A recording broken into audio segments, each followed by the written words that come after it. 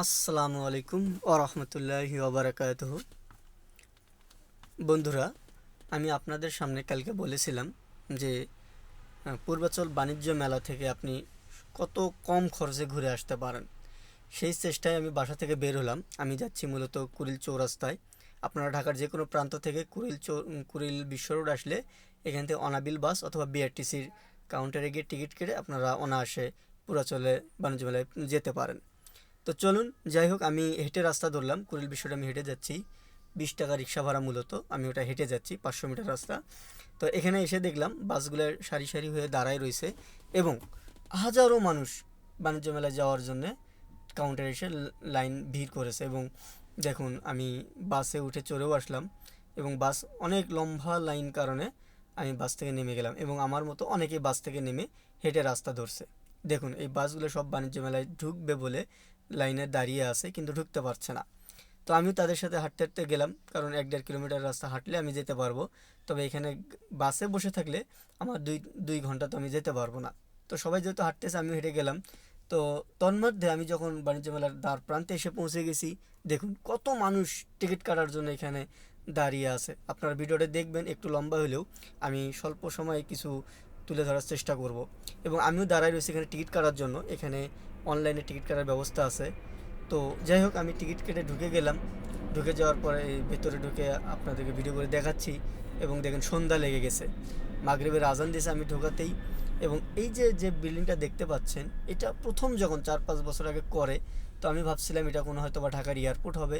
তবে পরে দেখলাম যে না, এটা Bangladesh China friendship exhibition centre. এখানে বিভিন্ন অনুষ্ঠানগুলো হয়ে থাকে বাংলাদেশ চায়নার মধ্যকারের। তো আমি কথা না বলে আপনাদেরকে ভেতরে নিয়ে যাই। দেখুন, আমি ভেতরে যাচ্ছি। এটার ভেতরে ঢুকতে দেখতে পাই গতবার ছিল এখানে বঙ্গবন্ধু শেখ মুজিবুরের বাড়ি। তো এবার আর সেটা আমি দেখি নাই। এবারে দেখেছি তরুণদের, এই যে দেখুন তরুণদের একটা তরুণদের একটা যে আছে, উম, 24শে জুলাই গণ অভ্যুত্থানে তরুণদের যে একটা ভূমিকা, সেই ভূমিকাটা এখানে তুলে ধরেছে। চতুর্পার্শ্বে তাদের ছবি, বিভিন্ন লেখা।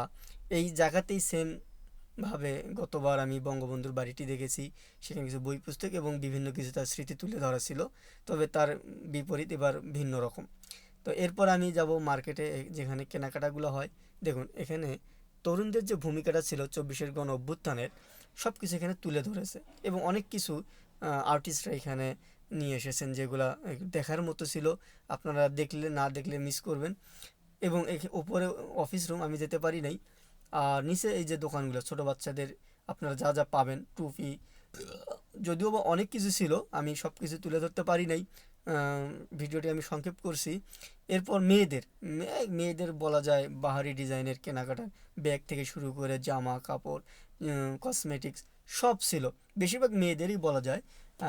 90% মেয়েদের জিনিসপত্র, বাকি 10% ছিল ইলেকট্রিক পণ্য, হার্ডওয়্যার এবং ছেলেদের কিছু টুকিটাকি জিনিস। তবে দেখতে গেলে মেয়েদেরই সব কিছু এখানে। এরপর শেষে যেটা ছিল, সেটা হচ্ছে গান, যেটা গতবার ছিল না। এখানে এক নায়িকা এসে কনসার্ট করছে। নায়িকা বলে ভুল হবে, এরা হচ্ছে গায়িকা। এরা কনসার্ট করছে এবং দর্শকদেরকে মাতিয়ে রাখছে। এক কথায় অন্যরকম একটা অবস্থা।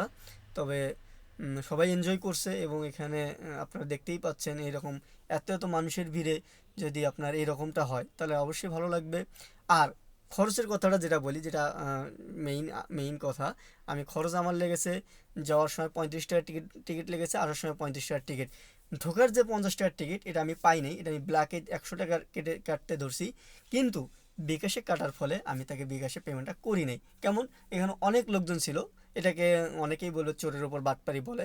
সে 50 টাকার টিকিট নিয়ে এসে কোথায় পাইছে, কীভাবে পাইছে, তা আমি জানি না। তবে সে জনগণের কাছে এসে 100 টাকা বিক্রি করতেছিল।